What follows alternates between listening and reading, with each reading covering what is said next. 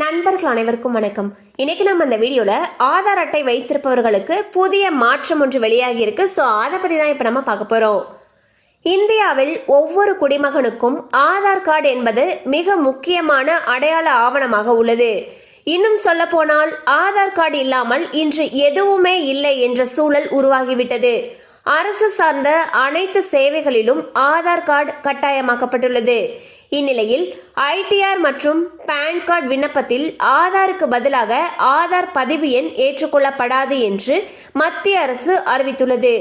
வருகின்ற அக்டோபர் 1 முதல் இந்த நடைமுறை அமலுக்கு வரவுள்ளது. ஆதார் பதிவு எண்ணை பயன்படுத்தி முறைகேடுகள் நடைபெறுவதை தவிர்க்கும் விதமாக மத்திய அரசு இந்த அறிவிப்பை வெளியிட்டுள்ளது.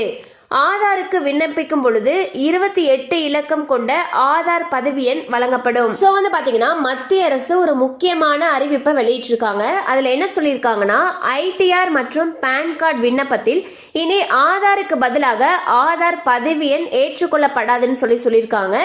இது வரக்கூடிய அக்டோபர் 1 முதல் அமலுக்கு வர உள்ளதுன்னு சொல்லியிருக்காங்க. கண்டிப்பா அந்த அப்டேட் உங்களுக்கு பயனுள்ளதா இருந்திருக்கும் நம்புறோம். மேலும் இது போல அப்டேட்ஸ் உங்களை உடனே ரீச் ஆகணும்னு நினைச்சீங்கன்னா நம்ம சேனலோட தொடர்ந்து இணைந்திருங்கள். தேங்க்யூ ஃபார் வாட்சிங்.